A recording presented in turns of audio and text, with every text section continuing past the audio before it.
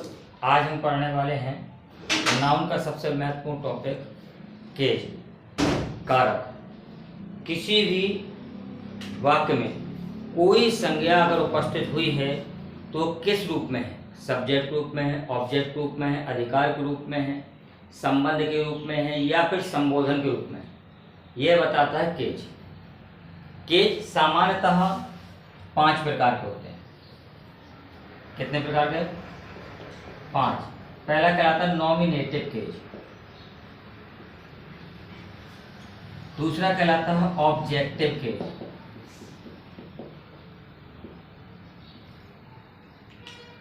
तीसरा कहलाता है पसेसिव केज,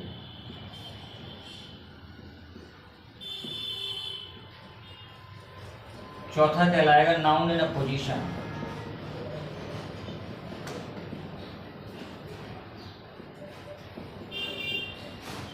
और पांचवा कहलाएगा आपका वोकेटिव केज।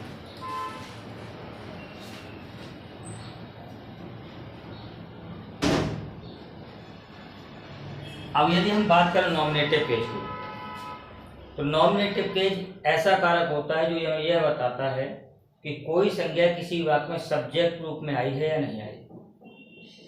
अगर वाक्य में सब्जेक्ट ढूंढना है तो उसके लिए कौन काम आएगा? नॉमिनेटिव। ये वर्ब के सब्जेक्ट के रूप में प्रस्तुत होता है। जैसे मान लीजिए मैं लिख दूं यहाँ पर Ram is reading a book. Ram is reading a book. अब हमें इस वाक्य में सब्जेक्ट को फाइंड करना, खोजना है, तो हम सबसे पहला क्वेश्चन इसमें पुटअप करते हैं हु से। अगर आप हु से प्रश्न करेंगे तो आपको सब्जेक्ट मिल जाएगा। Who is reading a book?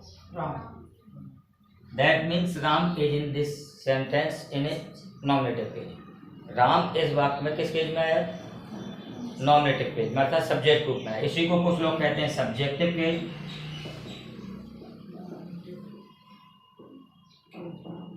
इसी को कुछ लोग क्या कहते हैं? Subjective case. इसी को कहा जाता है नॉमिनेटिव केज। तो जब कोई वर्ब के सब्जेक्ट के रूप में आएगा, कोई नाउन वर्ब के सब्जेक्ट, ये याद रखना वर्ब का ही सब्जेक्ट होता है।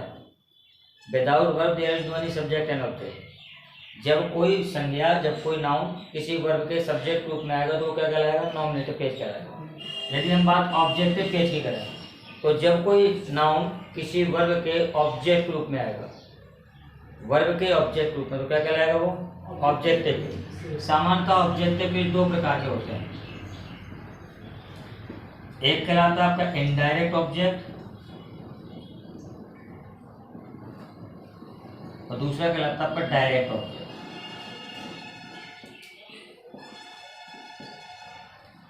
जब हम बात इनडायरेक्ट ऑब्जेक्ट की करते हैं तो ये ऐसा नाउन होता है जो ऑब्जेक्ट रूप में आएगा लेकिन अप्रत्यक्ष रूप से बताया जाएगा।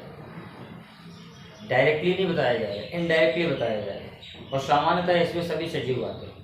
सामान्यतः यदि हम इनडायरेक्ट और डायरेक्ट की बात करें तो ये ऐसा ऑब्जेक्ट है जो सब्जेक्ट के द्वारा सीधे सीधे किसी को प्रोवाइड कराया दिया जाता है।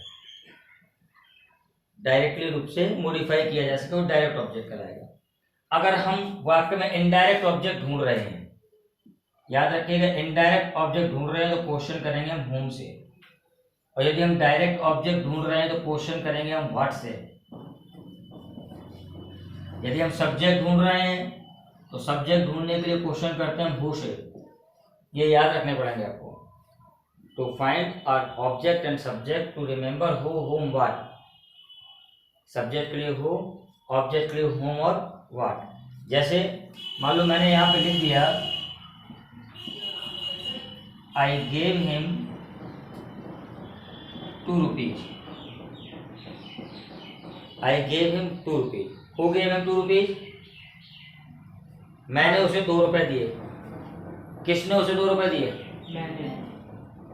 सब्जेक्ट मिल गया। या कौन 2 रुपए देता था? मैं। सब्जेक्ट मिल गया ना। मैंने किसे 2 रुपए दिए? उसे। I gave 2 rupees for whom?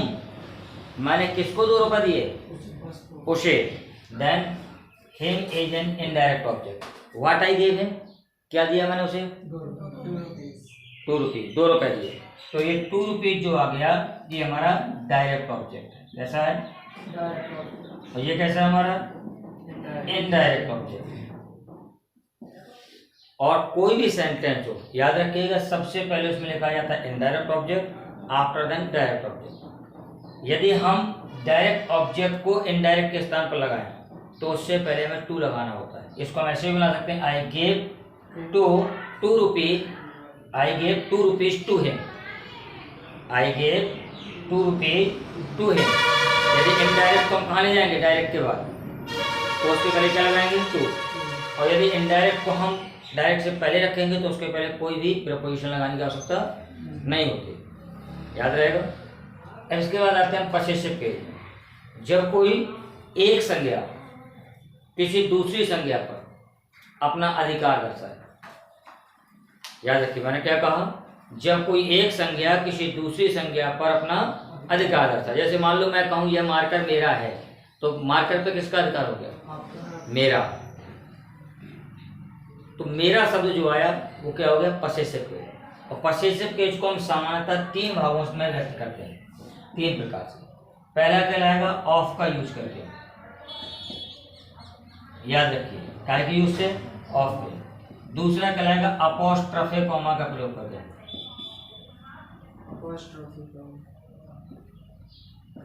ठीक है ना। और तीसरा कहलाएगा हमारा पसेसिव प्रोनाउन या पसेसिव एडजेक्टिव की मदद से।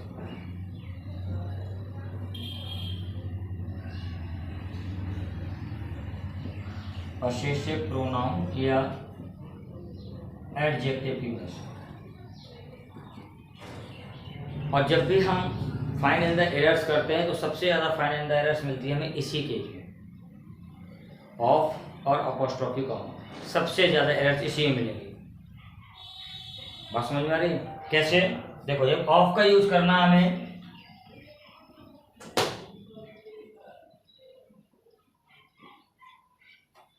मान लीजिए हम बात यहाँ करते हैं ऑफ के यूज की, ऑफ का प्रयोग ये हम काहे के लिए कर रहे हैं? अधिकार दर्शाने के लिए। सामान्यतः इसका प्रयोग किया जाता है का, की, के। किस प्रयोग में? सबसे पहला रूल होता है जब हम इसका यूज करते हैं तो बाद वाली संज्ञा पहले और पहले वाली बाद में लगाते हैं। बाद वाली पहले और पहले वाले बाद में, और बीच में आ जाएगा ऑफ। जैसे मैंने कहा राम की किताब,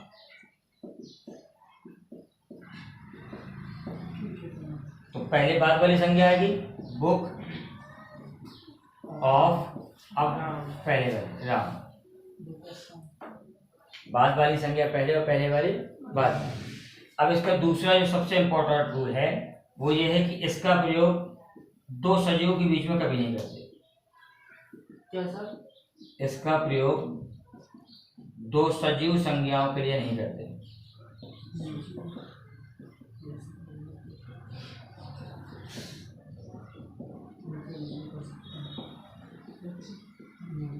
जब हम कंप्लीट स्टडी तैयार होते हैं तब, जैसे मैंने कहा राम की बहन, और सामान्यतः हम बोल देते हैं सिस्टर ऑफ राम, बोल देते हैं, ये गलत हो जाएगा। यहीं पर फाइंड करना है एरर समय। इस तरह लिखा होगा, हमें देखने से लगेगा कि यार कोई गलती नहीं, सिस्टर ऑफ राम मतलब राम की बहन, लेकिन ये गलत है क्योंकि 2 सजीवों के बीच में ऑफ का प्रयोग नहीं होता बल्कि अपोस्ट्रोफे कॉमा का प्रयोग होता है। बात समझ में आई? 2 सजीव के लिए काहे का प्रयोग होगा? अपोस्ट्रोफे कॉमा का। यदि 2 निर्जीव की बात करें, जैसे मान लीजिए मैंने यहाँ पर लिख दिया कुर्सी की टांग, कुर्सी की टांग, कुर्सी की टांग, तो लैग ऑफ चेयर, ये सही है आपका। 2 निर्जीव के लिए तो हो जाएगा प्रयोग, लेकिन 2 सजीव के लिए प्रयोग नहीं होगा। और एक सजीव एक निर्जीव है तो ऑफ का प्रयोग भी कर सकते हैं, एक सजीव एक निर्जीव है तो हम अपोस्ट्रोफे कॉमा का प्रयोग भी कर सकते हैं। बात समझ में आई आपको? अब हम बात करते हैं यदि अपोस्ट्रोफे कॉमा की। अगर हम अपोस्ट्रोफे कॉमा की बात करें,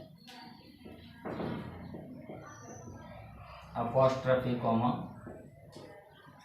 तो उसमें पहले वाली संज्ञा पहले आती है। क्या होगा? पहले वाली पहले और बाद वाली बाद में। जैसे राम की किताब, राम की किताब, राम जो कहते हो और यहाँ अपॉस्ट्रोफे कॉमा आ गया। जब सिंगुलर होगा, ध्यान रखिएगा, जब हम दो संज्ञाओं को जोड़ रहे हैं वो सिंगुलर है, एक वचन है, तब वहां पर अपॉस्ट्रोफे कॉमा के बाद एस लगाते हैं। सिंगुलर है तो एस लगाएंगे, सिंगुलर नहीं होगा तो एस नहीं लगाएंगे। अभी देखो बताते हैं कैसे। ये हो गया राम्स बुक। अब मान लो मैंने यहाँ पर कह दिया लड़कों का स्कूल, तो लड़कों की अंग्रेजी बॉयज। अब यहाँ पर जो कॉमा के बाद एस नहीं आएगा, सीधे स्कूल आएगा। ये याद रखना, ये बहुत ज़्यादा कमियाँ आती हैं ढूंढने के लिए। फाइनल सबसे ज़्यादा कमी इसी की मिलेगी, क्योंकि वो अपॉस्ट्रोफे के बाद भी क्या लगा देते हैं, एस लगा देते हैं। हमें लगता है कि यही होगा और सही हो जाता है, हम सही समझ के कराते हैं। ये हो क्या जाता हमारा गलत। जब भी पहली संज्ञा हमारी जिसको हम लिख रहे हैं वो प्लूरल हो, बहुवचन हो, तो उसके बाद केवल अपॉस्ट्रोफे कॉमा लगाएंगे, ना कि एस। बात समझ में। दूसरी कंडीशन, इसका प्रयोग दो निर्जीव संज्ञाओं के लिए कभी नहीं करते। दो निर्जीव के लिए कभी नहीं। जैसे लिखा है राम की बहन, तो अब हम इसको बना सकते हैं जो कि सजीव में होगा, इसका निर्जीव में नहीं होगा, राम्स सिस्टर। लेकिन यदि हम इसको कहें कुर्सी की टांग और हम इस तरह लिखते हैं चेयर्स लाइक, तो ये क्या हो जाएगा हमारा, गलत हो जाएगा। बात समझ में आ रही है आपको। तीसरा प्रयोग इसमें होता है पशिष्य प्रोनाउन का। जैसे मैंने कहा था दिस इज माय बुक, क्या कहा था मैंने, दिस इज माय बुक, ये मेरी किताब है। तो ये माई क्या है हमारा, पशिष्य प्रोनाउन क्या है, ये भी तो किताब का अपना अधिकार दर्शा रहा है, नहीं दर्शा रहा। मैं कहूँ दिस मार्कर इज माइन, ये मार्कर मेरा, तो माइन यहाँ पर एडजेक्टिव का काम कर रहा है। बात समझ में आ गई आपको। फिर आता नाउन इन अपोजिशन। जब एक वाक्य में दो या दो से अधिक संज्ञाएं जुड़ जाए, क्या काम है, जब एक वाक्य में दो या दो से अधिक संज्ञाएं आए और वो एक ही संज्ञा के बारे में बताए। किसके बारे में बताए, एक ही संज्ञा की विशेषता बताएं, एक ही संज्ञा के बारे में बताएं, तो उसे कहते हैं नाउन इन अपोजिशन। इसमें जो संज्ञा जिसकी विशेषता बताती है उसको उसके बगल में कॉमा लगाकर लिखते चले जाते हैं। जैसे मान लीजिए मैं लिख दूं Ram comma son of Dasharath, Ram Dasharath के पुत्र, फिर कॉमा लगा दें हम, was king of Ayodhya, Ram Dasharath के पुत्र अयोध्या के राजा थे। तो दो बातें किसके लिए होने लगी, राम के लिए। राम दशरथ के पुत्र भी हैं और अयोध्या के राजा भी हैं। देन राम जो है वो किस केज में हो गए हमारे, नाउन इन अपोजिशन। इसी को बोलते हैं case in apposition. Noun in apposition या केज इन अपोजिशन, संबंध कारक, क्या कहते हैं इसे। Is that clear. इसमें जो संख्या जिसकी विशेषता बताएगी उसको उसके बगल में कैसे लगाएंगे हम, कॉमा से लगाएंगे। अगला आता है हमारा वोकेटिव केज। वोकेटिव केज कहलाता है संबोधन कारक। कौन सा कारक, जब कोई एक संज्ञा किसी दूसरी संज्ञा को पुकारे या बुलाए। जैसे आपका नाम है लालचंद, मैं कहूँ लालचंद स्टैंड अप, तो हमने किसको पुकारा, लालचंद को। हमने लिखा लालचंद स्टैंड अप। अब एक चीज ध्यान रखिएगा, जब भी हम संबोधित संज्ञा को आगे लिखेंगे तो उसके बाद कॉमा लगाएंगे। और यदि हम इस तरह लिख दें स्टैंड अप कॉमा लालचंद, और यदि हम संबोधित संज्ञा को बाद में लिखेंगे तो उससे पहले कॉमा लगाएंगे। Is that clear. इस तरह से हम 5 भागों में डिवाइड करके केज को पढ़ते हैं। एक और भी अतिरिक्त केज, इसको हम कहते हैं नॉमिनेटिव एब्सोल्यूट। क्या कहते हैं, नॉमिनेटिव एब्सोल्यूट। एब्सोल्यूट का मतलब होता है स्वतंत्र। वाक्य में एक ऐसा कर्ता जिसका वाक्य की क्रिया पर कोई प्रभाव नहीं होता। वाक्य में कर्ता के रूप में तो आएगा लेकिन कर्ता का काम नहीं करता, कर्ता के स्थान पर आएगा लेकिन कर्ता का काम नहीं करेगा। जैसे मैं कहूँ it being a fine morning, ये अच्छी सुबह होने पर आई एम सो फ्रेश, मैं बहुत तरोताजा हूँ। तो कौन तरोताजा है, मैं। इट के रूप में कौन आया, कर्ता के रूप में इट आया, लेकिन उसका कोई क्रिया का महत्व नहीं रह गया। बात समझ में आई? नहीं है। जैसे मैं कहूँ the tiger being hungry, the tiger being hungry, बाघ भूखे होने पर ही किल्ड अ गॉट, उसने एक बकरी को मारा। तो किसने मारा? उसने। ही आया सब्जेक्ट के रूप में, लेकिन टाइगर जो सब्जेक्ट के रूप में आया बीइंग से पहले, उसका कोई महत्व नहीं रहेगा। तो ये कहना था नॉमिनेटिव एब्सोल्यूट, जब कोई कर्ता स्वतंत्र रूप से आए, उसका क्रिया पर कोई प्रभाव ना रहे और फिर भी वह कर्ता के स्थान पर रहे, वो क्या कहलाता है? Nominative absolute. Is that clear? तो अब हम इसको लिखेंगे विस्तार से। हेडिंग डालो के, इसको बंद कर दो।